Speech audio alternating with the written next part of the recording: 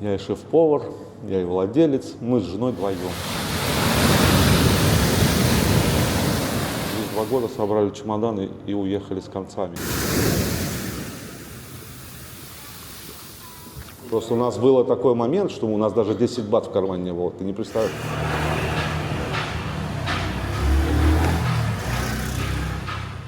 Всем привет, меня зовут Денис. Я владелец маленького бизнеса, ресторана на Пхукете, называется он «Подсолнух». Мы владеем этим рестораном вместе с женой, практически мы уже здесь 11 лет.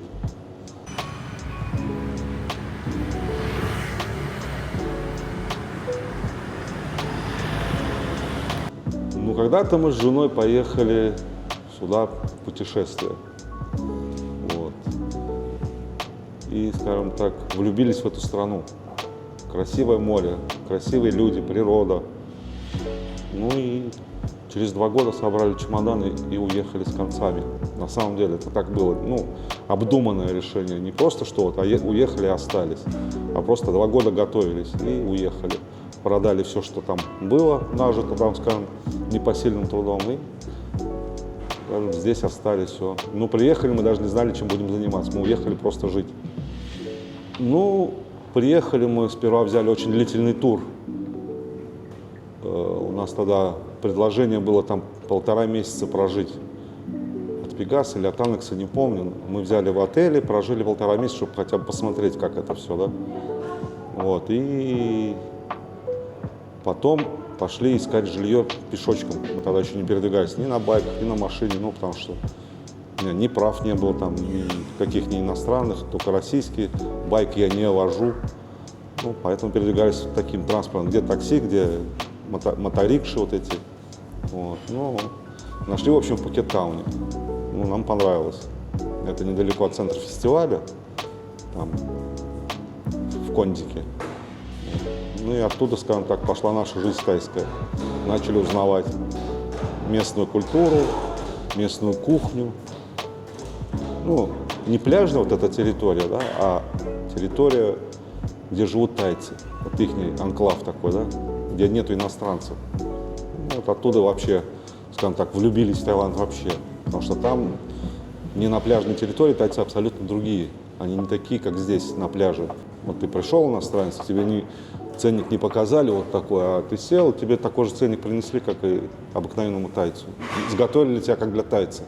Это было, 13-й год, вот это так у нас начиналось, да, а потом мы вот на Пхукеттауне прожили около года, наверное, да, учили тайский язык, а потом мы стали уже передвигаться более к пляжным территориям. С работы, так скажу, я выдержал отдыхать где-то месяца 2, больше я не смог сидеть. Чисто пляж, еда, отдых, это все. И познакомился с ребятами, с русскими, они открывали ресторан. Узнали, что когда-то у меня был свой ресторан небольшой, и попросили помочь, организовать, в общем. Вот. Открыли 3 ресторана, и я им помогал там. В общем-то, на зарплате у них сидел, но помогал. Вот. Потом ребята закрылись, уехали, и мы решили с женой открыть свой ресторан. Потому что здесь заниматься профессией ограничена, скажем так, квота, да? Там может быть разрешено профессий 10 всего лишь. Ресторанный бизнес ты можешь заниматься, потому что ты как свою кухню, да, показываешь всему. Здесь курорт все-таки мировой, и люди приезжают с всего мира и хотят попробовать разные кухни. Не только тайскую, а тут же итальянцы, французы, тут американцы, англичане, тут всякие есть кухни, японские там. И мы решили русскую открыть. И потихонечку, да, было сложно. Открыться несложно, но было сложно потом. С тайским менталитетом, который люди любят отдыхать и не любят работать. И ты начинаешь понимать, что это очень тяжело. Пытались их обучать. Это сложно обучить их, потому что все равно еда воспринимается, когда ты растешь с этим. Ты ешь маленький, большой, и у тебя впитывается. И ты как, ну, с молоком матери, да, грубо говоря. Ну, и обучить их вот сготовить вкусно, ну, практически невозможно, потому что у них еда совсем другая. У них не доводится, не дожарится, а просто все горит. Ну, все на большом пламени готовится практически. Поэтому мы с женой уже 11 лет сами возле плиты стоим. Вот так вот у нас. Да, тяжело, да, сложно, но очень много благодарности. Реально, даже вчера вот такой вот, ну, примерчик небольшой, ребенок подходит ко мне и говорит: дядя, а кто у вас готовит? Это ваши работники? Я говорю: нет. Вот. Я говорю: это моя жена. Скажите, что вашей жене, что это очень вкусно. Маленький ребенок, 3 годика. Ну вот этого стоит того, наверное, да, вот что, когда тебе дети просто подходят, благодарят. Маленький ребенок, он ничего не понимает. Он просто поел вкусно, он подходит к тебе и говорит. Не ради денег даже, ну, как бы понятно, что зарабатываешь ты на этом, ну, ты работаешь, чтобы, ну, зарабатывать.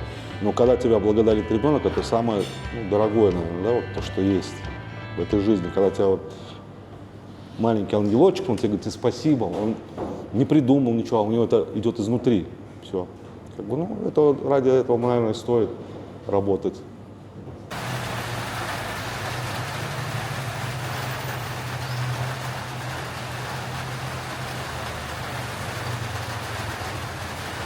Какими сложностями столкнулись при открытии бизнеса? Ты знаешь,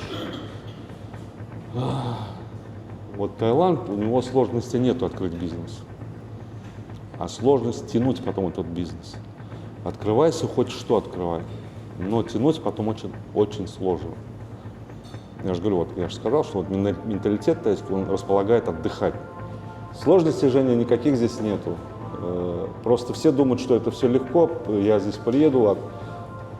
Я честно скажу, мы столкнулись, ну, первое время, когда вот все это сами начинали, ни друзей, ни подруг, грубо говоря, все знакомые ребята там, да, кажется, вот будут ходить. На самом деле нет. На самом деле нет. Это ты в России можешь открыть ресторан, местные жители там как бы будут ходить, потому что они там живут, а здесь турист. Он 10-15 дней, и все, его нету. Пока он тебя нашел, последний день, наверное, и ушел. Да, он остался впечатлен, там вкусно все, но он приедет, может быть, через год, через 2, через 3. Он тебя будет помнить, но он приедет и вернется. А на местную публику это все сложно, очень сложно. Тайцы едят только свою еду. Да, им нравится наша еда, но все-таки, вот если я здесь живу уже сколько лет, я не ем тайскую еду, она мне не вкатывает. Ну, там много почему, но она не идет мне. Я ем свою еду, все. Так же и тайцы. Ну, попробовали нашу еду, да, вкусно, но они будут есть только все равно свою еду. Ну, так вот.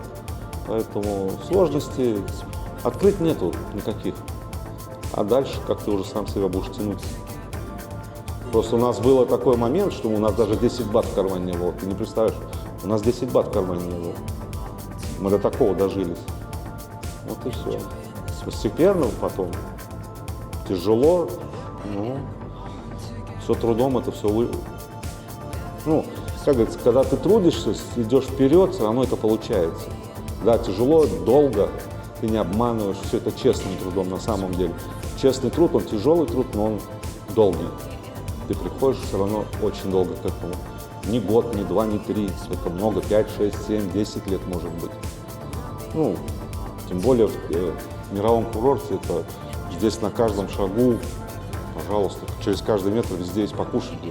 Это очень бешеная конкуренция, очень бешеная. Поэтому очень сложно. В плане, скажем так, тянуть свой бизнес. Открыть просто.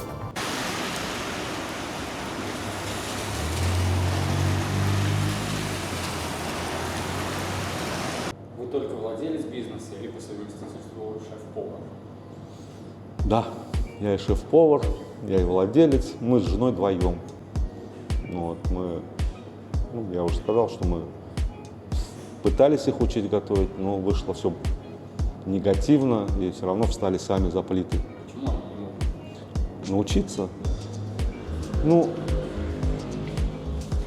у них нет таких блюд, как у нас. Понимаешь, нету, абсолютно. Они вообще, вот кухни разные. Это, вот, Запорожец и Мерседес, есть же разница, да, вот. Запорожец простенькая машина, Мерседес напичканная. Вот у тайцев это Запорожец, а наша еда это Мерседес, скажем так, грубо говоря. Напичканная, фаршированная всем. Вот и все. Потому что там вот те же пельмени, грубо говоря, да, вот поставить их сварить, вот я их учил. Ты ждешь, пока вода не закипит, правильно? Потом только бросаешь, чтобы они не слипались. А им все равно, они не понимают. Они в холодную воду кидают, и вот такой комок получают. Вот и все. Это очень простой пример, самый простой, потому что они не понимают, что должно закипеть. Ты им говоришь, вода должна закипеть. Они на тебя смотрят, они не понимают. Они, ну какая разница, ты же ложишь в воду. Все. Ну, это вот самое простое. Пельмени это самое простое, да, вот, что можно сделать. Это только сварить, потому что у них еда другая абсолютно. Кто занимается разработкой меню? Ты знаешь, мы как-то вдвоем вместе садимся и думаем об этом. Да, вдвоем, вот, ну, что-то... Morning! Мы, как тебе сказать, у нас вот раньше мы меню часто обрабатываем каждый год. Смотрим, сколько, ну, что за сезон востребовано в основном, да? И приходим к тому, что вот это мы откидываем, то, что там вот, ну, какие-то салаты мы запустили, они стоят мертво, грубо говоря, там в месяц 5-6 раз их заказали, ну зачем тратить, переводить продукты и ждать, когда человек придет за этим салатом. И остается то, что постоянно востребовано. Ну, так и разрабатывается меню. Там не то, что сел, программу рассчитал, там вот я буду этим кормить. Здесь маленько все по-другому работает, не как в России. Вот я же говорю, что в России ты пришел, ты постоянный, да, ты живешь годами. А здесь человек 10 дней, 15 дней, все, он исчез. Ну, в основном, как сказать, люди сюда едут за экзотикой, за морепродуктами. Ну, кому-то не входит никак перчик. У кого-то очень, ну, у многих детки маленькие, а дети это точно кушать не будут. Поэтому детки приходят к нам, кушают. И папа и мама счастливы, что отпуск прошел, что ребенок сытый. Там папа, мама, может, пошли там перчика поели, но ребенок у них сытый, они довольны остались. Все. Где берете продукты для русской кухни? Здесь есть специализированный магазин, он называется «Макро».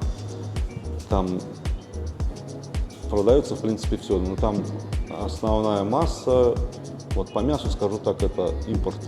Австралия, Новая Зеландия, ну вот хорошее мясо следует. А остальное, курица, свинина у них своя неплохая. Ну, овощи это Китай. Но к ним надо прийти, как с ними работать. Это не российские овощи. Они безвкусные.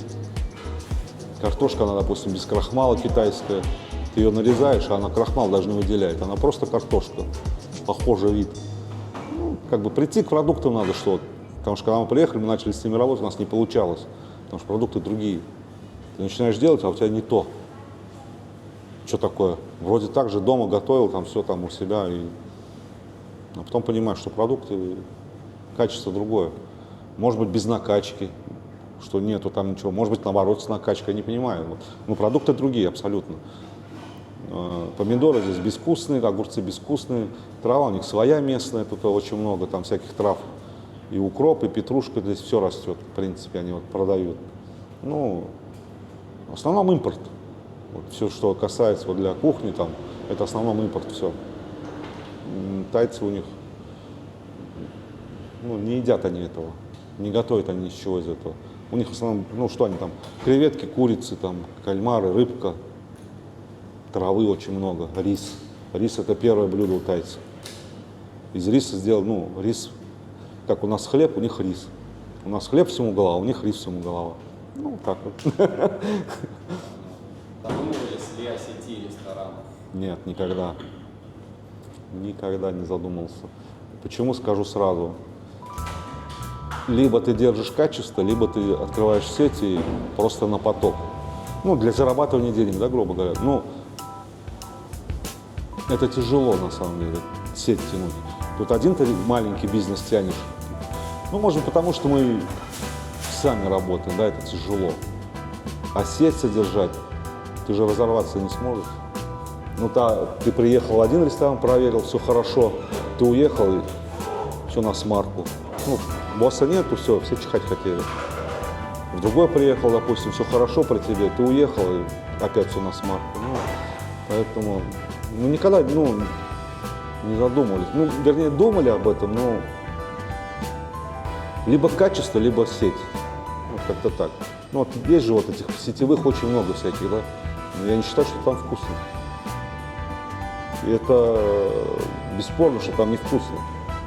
Там даже говорить не о чем. Это сетевая, маркетинговая такая компания, что, я не буду там озвучивать, чтобы это но их много. И там есть невозможно. Я ходил, самые знаменитые сетевые.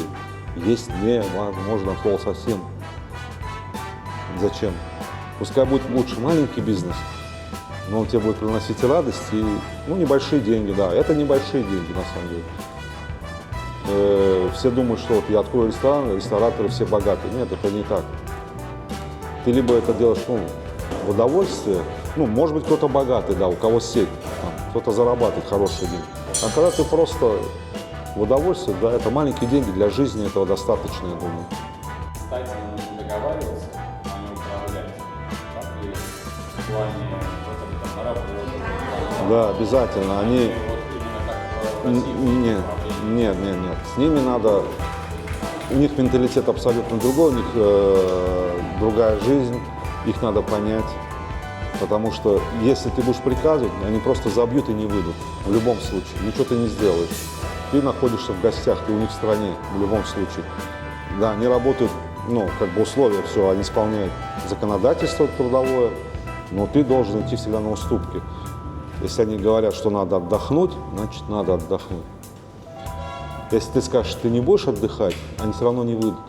Понимаешь, у них в плане этого не заржавеет, грубо говоря.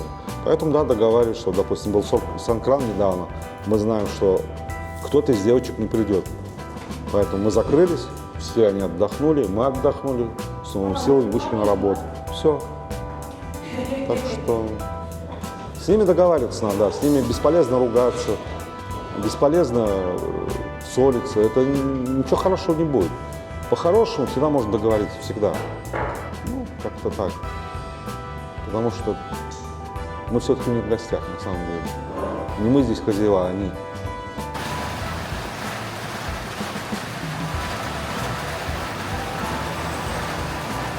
Чем помимо ресторана занимаетесь в Таиланде? Ничем. Это наша жизнь, ресторан, понимаешь? Либо ты им живешь, либо это твой образ жизни, грубо говоря. Если ты не будешь этим заниматься, не будешь качества. Будет обыкновенная забегаловка. Да, там кто-то есть, завистники там пишут отзывы, простая столовка, там, что-то такое, да, там. Я не знаю, у людей почему в голове что-то не то. Вы уважаете других, и вас будут уважать, да, грубо говоря. Относитесь с уважением ко всем, к персоналу, к хозяевам, там, неважно, просто по-человечески к людям. И к вам будет такое же точно отношение. Просто взаимопонимание, взаимоуважение, все. С вас же никто там не требует. Почему-то люди приходят и говорят, мне можно без соли, мне можно не дожарить. Извините, у нас же не написано, что мы эксклюзивно готовим для кого-то отдельно. Есть меню, оно отработано, по меню все работают. Я всегда в таком случае говорю, ребята, если вы хотите эксклюзивную еду, возите с собой своих поваров. Все, не надо ни у кого ничего требовать. Если вы понимаете, что вас здесь понимают на русском, требовать не надо.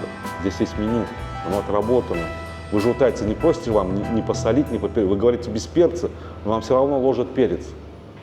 Вы возмущаетесь, ходите обиженные или радостные, я не знаю. Но вас не поняли. А здесь вы думаете, что вас, если поняли, для вас будут индивидуально готовить? Нет. Здесь отработанное меню. И это работает каждый ресторан так. Да, есть рестораны, которые индивидуальный подход, но там цена другая. Кто готов платить, тот ходит и платит. Кто не готов, он туда не пойдет. Все. О чем речь-то? Просто люди обижаются. Не надо обижаться. Все, не нравится. Я же волоком сюда никого за шею не взял, не затащил. Не нравится, не приходите. Кому нравится, тот из года в год сюда приезжает и к нам приходит. И люди счастливы, что они приходят, что мы есть. На самом деле люди говорят благодарные вещи, благодарные слова. Говорит, вот у нас дети, мы знаем, что вот здесь мы приехали. Ну, как бы это приятно.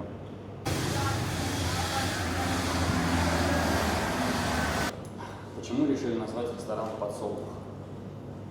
Ой, Жень, даже не знаю. Созвучно, наверное, с Россией, что ли, вот подсолнечные поля, наверное.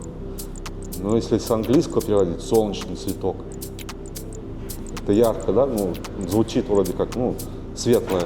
Не то, что вот там как-то, да, там. Мы очень долго думали, как назвать, и ничего в голову не приходило. Почему-то как-то подсолнух вот сразу легло. У меня вот, ну, воображение такое, да, яркий цветочек. Подсолнечное масло, да. Мы все готовим на подсолнечном масле. Как-то так. Образ пришел у цветка, вот подсолнух, он яркий, как солнце. И на английском переводится солнечный цветок. Все. Вот и назвали так. Ну, это как бы пришло спонтанно, на самом деле. Вот думали, голову там ломали, как назвать. Всяко разно ломали. А тут просто спонтанно, такой подсолнух. А почему бы нет? Вот он желтый, красивый, яркий, полезный. Все.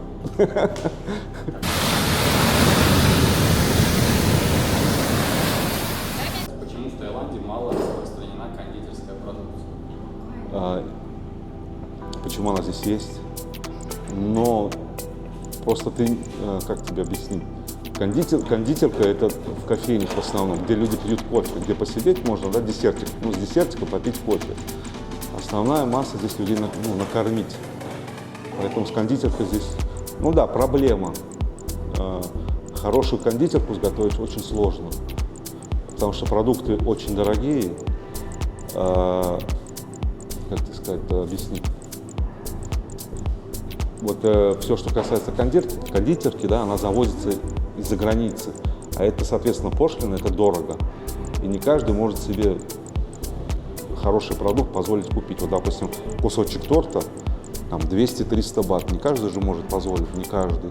Кто-то может, кто-то нет. Поэтому тут не сильно нравится, потому что это, ну, дорогая такая вещь получается, очень дорогая. Ну, кто-то не умеет ее вообще готовить. Это же тоже нужен специалист, вот, допустим, приготовить, да, это хороший тортик, хорошее пирожное. Вот. Поэтому...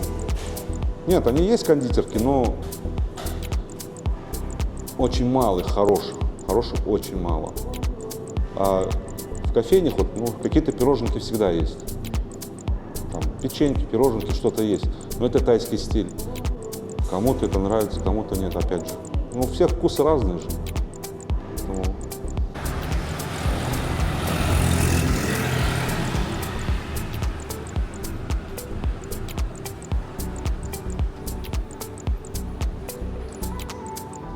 Вне сезона сильный отток клиентов? Да. Как справляетесь? Мы закрываемся и отдыхаем. Мы же тоже не роботы, мы же должны отдыхать. Мы набираем сил, где-то там ремонтик, где-то подмазали, где-то что-то подштукатурим. Но привести к сезону надо и кухню отмыть все, зал очистить от всего, да, вот. Ну, это не то, что мы прям вообще валяемся, отдыхаем. Все равно что-то происходит, какое-то движение, что-то ремонтируется. Это, может быть, не сильно в глаза кидается, но ты к сезону подходишь с новой какой-то, ну, вещью, да, вот. Все равно что-то делаешь. Ну и сил надо набраться, иначе ляжешь косми, 100%, потому что мы готовим сами. Ну, люди вот бывают, что, а что вы такие грубые? Я говорю, ребята, вот вы постойте у плиты полгода, там, 7 месяцев, не отходя. И я посмотрю, как вот я общаться. Вам легко будет или сложно? Потому что люди хотят общения. Бывает, да, я груб бывает, ну, от того, что я устаю. Я с кухни меня выдергиваю, я убегаю с людьми пообщаться, меня что-то спрашивают, а у меня там все жарится. Ну, соответственно, конечно, я дерганый, получается, что не могу ответить так, как бы, мягко, что ли, потому что я выскочил, ответил, убежал. Люди, о, собака какая-то выскочила. Ну, вот так вот воспринимают, наверное. А люди же не вдаются внутрь, что я сам там возле плиты стою. Им же как бы не вдомек. Все.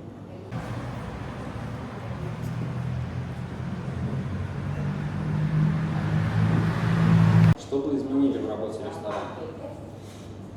Может, какие-то планы есть, были? Ты знаешь, даже не знаю, я пока об этом не думал, честно.